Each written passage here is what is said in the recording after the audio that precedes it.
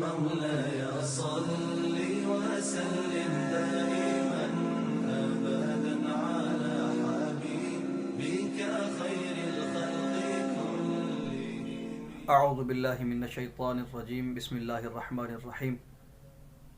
دوستان مکرم، اللہ تبارک و تعالی کے خصوصی کرم سے ایک طویل محنت شاقہ کے بعد اصول حدیث کی بنیادی اصطلاحات کو انتہائی آسان اور 3D پکچرائزیشن کی صورت میں ترتیب دیا ہے، اور انشاءاللہ تعالی میری پوری کوشش ہے کہ اس کو 5-6 منٹس کے کلپس کی صورت میں انتہائی آسان بنا کر دوستوں کے لیے پیش کر دوں، کیونکہ ہر علم جب شروع ہوتا ہے تو اس کی چند بنیادی جو معلومات ہوتی ہیں وہ ضروری ہوتی ہیں، جیسے کہ اس کا لغوی تعریف کیا ہے، اس کی اصطلاحی تعریف کیا ہے، اس کا مقصد کیا ہے، اس کی تاریخی کیا حیثیت ہے. یہ تمام معلومات وہ ہوتی ہیں جو کہ ضروری ہوتی ہیں. تو میں اس حدیث کے باقاعدہ لیکچر کی طرف جانے سے میں چاہتا ہوں کہ جو ابتدائی معلومات ہیں پہلے اس کو تھوڑا سا سمجھ لیں. تو دوستوں، حدیث کا پہلے تو معنی اور مفہوم لغوی اعتبار سے اگر اس کو لغت میں دیکھا جائے تو حدیث کا معنی بات بھی ہے، حدیث کا معنی جدید بھی ہے، وغیرہ وغیرہ اس طرح کی آتی ہیں. اور حدیث کی جو اصطلاحی تعریف ہے، اصطلاح میں ہم دیکھتے ہیں کہ اس کا مطلب یہ ہے کہ نبی اکرم صلی اللہ علیہ وآلہ وسلم کے جو قول ہیں، آپ صلی اللہ علیہ وسلم کے افعال ہیں، آپ صلی اللہ علیہ وسلم کے جو سامنے کوئی کام کیا گیا اس پر آپ صلی اللہ علیہ وسلم نے خاموشی اختیار کی ہو، یعنی تقریر اس کو شمار لیتے ہیں. تو ان تمام چیزوں کو لے کر آپ صلی اللہ علیہ وسلم کی صفات کو تو وہ حدیث میں شمار کر دیتے ہیں. اگر اس کی ہم تاریخی حیثیت کو دیکھیں، تاریخ میں اس کو اگر ہم دیکھیں کہ بھی حدیث کس کس وقت میں کیسے کیسے چل کر ہم تک پہنچی ہے، اور کیوں اس کو اکٹھا کرنے کے لیے اور کیوں اس پر محدثین نے اس پر اتنی شدت دکھائی اور اس کو اتنا شدت کے ساتھ اس کی جو اصول اور قوانین بنائے، اس کی اصطلاحات بنائیں، اس کی کوئی وجہ تھی. اور وہ وجہ جو ہے وہ خود ہمیں قرآن پاک سے ملتی ہے کہ قرآن پاک میں ارشاد ہوا کہ یا ایھا الذین آمنوا ان جاءکم فاسق بنبأ فتبینوا، اے ایمان والو جب بھی تمہارے پاس کوئی فاسق کوئی خبر لے کر آتا ہے تو اس کی تحقیق کر لیا کرو. اب یہاں ایک عمومی قاعدہ بیان ہو گیا کہ جب بھی کوئی خبر تم تک پہنچے تو اس خبر کی فوراً تصدیق کر لو، اس کو پرکھ لو کہ خبر سچی ہے یا جھوٹی ہے. اس کو اگر آپ لے جائیں صحابہ کرام کے دور میں، جو نبی اکرم صلی اللہ علیہ وسلم جب اس دنیا سے رخصت فرما کر گئے تو جب صحابہ کرام کا دور آیا تو اس صحابہ کرام کے دور میں بھی یہ باتیں عام ہونا شروع ہو گئی تھیں. کچھ جھوٹی احادیث جو ہیں وہ لوگوں نے گھڑنا شروع کر دی تھیں. تو جس وجہ سے خود صحابہ کرام نے اتنے سخت اس کے اوپر اصول بنائے کہ جس وجہ سے یہ نبی اکرم صلی اللہ علیہ وسلم کے اقوال مبارک کو انہوں نے سیکیور کیا. خود اب حضرت عمر رضی اللہ تعالی عنہ نے ایک اصول بنایا ہوا تھا کہ جب بھی کوئی شخص یا کر کہا کرتا تھا کہ بھی میں نے حدیث میرے پاس ایک موجود ہے، تو میں اس حدیث کو سننے کے لیے حضرت عمر باقاعدہ اتنا کہا کرتے تھے کہ جا کے 2 گواہ لے کر آؤ اور یہ 2 گواہ مجھے دکھاؤ کہ واقعی کہ تم جو حدیث بیان کر رہے ہو کہ وہ واقعی حدیث ہے کہ نہیں ہے. اور اگر وہ گواہ پیش نہ کر سکتا تھا تو اس کو درے مارا کرتے تھے، باقاعدہ طور پر اس کی سزا متعین کی ہوئی تھی. تو یہ وجہ تھی کہ بھی کوئی جھوٹ مکس نہ ہو جائے آپ صلی اللہ علیہ وسلم کے اقوال مبارکہ میں.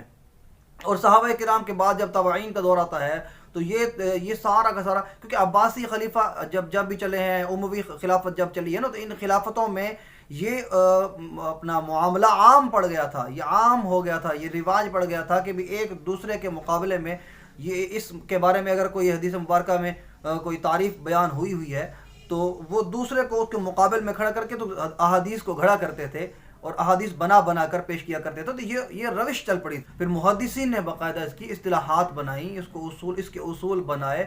اصول بنانے کے بعد کتنے لاکھوں صحابہ کرام کی جو ہیں وہ زندگیوں کو، لوگوں کی زندگیوں کو اکٹھا کر کے ایک سائڈ پر رکھا تاکہ یہ ثابت کر سکے کہ آیا اس بندے کی اس کے ساتھ ملاقات ہے کہ نہیں ہے، یہ اس کی مجلس میں بیٹھا ہے کہ نہیں بیٹھا، آیا اس کا زمانہ بھی پایا ہے کہ نہیں پایا. یہ اسماء اور رجال اور اس کے علم کے ساتھ ساتھ جو جرح و تعدیل کا علم ایک متعارف کروایا گیا تھا. تو اس کے ساتھ یہ تمام چیزیں واضح ہو جاتی ہیں کہ حدیث مبارکہ کے اوپر کوئی بھی اگر کوئی شخص اس طرح کوئی اپنی طرف سے حدیث گھڑ کر اس میں شامل کرنے کی کوشش کرے گا تو وہ کلیئر اور واضح ہو جائے گی، اس کو نکھار کر ایک سائڈ پر کر دیا جائے گا۔ اور اسی طرح خود نبی اکرم صلی اللہ علیہ وآلہ وسلم کے جو اقوال مبارکہ ہیں ان میں ایک قول مبارک ایسا ہے کہ جو شخص جان بوجھ کر میرے ساتھ جھوٹ کو اپنا منسوب کرے گا وہ اپنا ٹھکانہ جہنم بنا لے۔ اس طرح کی وعیدیں جو ہیں وہ ملتی ہیں۔ حدیث کو پڑھتے ہوئے دو چیزیں بہت اہم ہیں سمجھنا، ایک کو کہتے ہیں سند اور ایک کو کہتے ہیں متن۔ سند کیا ہے؟ سند وہ راویوں کا سلسلہ ہے، وہ چین ہے کہ جس چین کے ساتھ چلتے چلتے چلتے چلتے ہم اس حدیث تک پہنچے ہیں، یعنی نبی اکرم صلی اللہ علیہ وسلم کے قول تک پہنچے ہیں۔ تو آپ صلی اللہ علیہ وآلہ وسلم کا جو قول مبارک ہوگا وہ متن کہلائے گا، اور وہ چین جس کے ذریعے ہم اس قول مبارکہ تک پہنچے ہیں وہ چین دراصل کیا کہلاتی ہے؟ سند۔ آپ سکرین پر ملاحظہ کر رہے ہوں گے کہ اصطلاحات حدیث کو میں نے 3D انداز میں بنا کر پیش کیا ہے، جس میں سب سے پہلی جو قسم اس میں ہم نے بنائی ہے، مین قسم جو ہے وہ مین ہیڈنگ ہے مسند الیہ کے اعتبار سے حدیث کی اقسام۔ مسند الیہ کا مطلب ہوتا ہے کہ نسبت، کسی کی طرف نسبت کی جائے، یعنی کسی کی طرف جب کوئی چیز منسوب کر کے پیش کی جائے گی تو اس کو کہا جاتا ہے کہ یہ نسبت کی جا رہی ہے اس کی طرف نسبت کی جا رہی ہے۔ تو نسبت کے اعتبار سے حدیث کی جو ہے وہ بیسیکلی 4 قسمیں بنتی ہیں۔ اس میں پہلی قسم آپ یہ دیکھ رہے ہوں گے حدیث قدسی کی ہے۔ حدیث قدسی کا مطلب یہ قدس سے ہے، قدس سے سمجھ آ جاتا ہے کہ اللہ تبارک و تعالیٰ کی ذات کی طرف اشارہ کیا جا رہا ہے۔ تو حدیث قدسی کا مطلب وہ حدیث مبارکہ جو نبی اکرم صلی اللہ علیہ وآلہ وسلم کی طرف سے ہم تک منقول ہو اور آپ صلی اللہ علیہ وسلم اس کی سند اللہ تعالیٰ تک بیان فرمائیں۔ اب نبی اکرم صلی اللہ علیہ وسلم اس کو بیان فرما رہے ہوں گے، جبکہ اقوال جو اپنا الفاظ ہیں، جبکہ الفاظ جو ہیں وہ اللہ تبارک و تعالیٰ کے ہوں گے۔ اب قرآن اور حدیث قدسی میں فرق کیا؟ قرآن کی تلاوت ہوتی ہے، حدیث قدسی کی تلاوت نہیں ہوتی۔ قرآن میں لفظ بھی اللہ تعالیٰ کی طرف سے ہیں اور معنی بھی اللہ تبارک و تعالیٰ کی طرف سے ہے، جبکہ حدیث قدسی میں یہ ہے معنی تو اللہ تبارک و تعالیٰ کی طرف سے ہے، جبکہ اس کو بیان فرمانے والے خود آگے نبی اکرم صلی اللہ علیہ وسلم ہیں۔ تو یہ حدیث قدسی ہو گئی۔ اس کے بعد دوسری قسم آتی ہے حدیث مرفوع کی۔ تو مرفوع کا مطلب رفع سے ہے، بلند کر دینا۔ تو رفع بلندی، تو بلندی کسی حدیث کو، کسی بات کو تب ملتی ہے جب وہ نبی اکرم صلی اللہ علیہ وسلم کی طرف منسوب ہوگی۔ اس کو اس طرح یاد رکھ لیں۔ تو اس کی تعریف پڑھتے ہیں، وہ قول، فعل، تقریر، یعنی تقریر کہتے ہیں سکوت کو۔ سکوت کا مطلب کہ کوئی عمل جو ہے نبی اکرم صلی اللہ علیہ وسلم کے سامنے کیا گیا ہو تو آپ صلی اللہ علیہ وآلہ وسلم نے اس پر منع نہ فرمایا ہو، روکا نہ ہو، ٹوکا نہ ہو، تو سکوت وہ ہو گیا۔ یا صفت جس کی نسبت نبی اکرم صلی اللہ علیہ وسلم کی ذات کی طرف ہو۔ اب حضور اکرم صلی اللہ علیہ وسلم کا قول ہوگا، حضور اکرم صلی اللہ علیہ وسلم کا فعل ہوگا، اور حضور اکرم صلی اللہ علیہ وسلم کے سامنے کوئی عمل کیا گیا تو آپ صلی اللہ علیہ وسلم نے اس سے منع نہ فرمایا، وہ بھی اس میں آ گیا۔ اور نبی اکرم صلی اللہ علیہ وسلم کی کوئی بھی صفت جو ہوگی اس کو حدیث مرفوع میں شامل کر لیں گے۔ نمبر 3 اس میں آتا ہے آگے پھر حدیث موقوف۔ موقوف وہ قول، فعل، تقریر یا صفت جس کی نسبت صحابی کی طرف ہو اور اس میں مرفوع حدیث پر دلالت کرنے والا کوئی قرینہ نہ پایا جا رہا ہو۔ صحابی کا قول ہوگا، صحابی کا فعل ہوگا، صحابی کی تقریر ہوگی اور صحابی کی صفت ہوگی، اور کوئی بھی ایسا نشان محسوس نہ ہو کہ جو اشارہ کرتا ہو کہ یہ حدیث مرفوع کی طرف جا رہا ہے۔ موقوف کا مطلب ٹھہر جانا، یعنی جو سند ہے وہ صحابی تک آ کے ٹھہر جاتی ہے، صحابی کا ہی قول ہوگا، صحابی کا ہی فعل ہوگا، صحابی کی تقریر ہوگی یا صحابی کی صفت بیان ہوگی، اس کو کہا جاتا ہے حدیث موقوف۔ آگے چلتی ہے حدیث مقطوع۔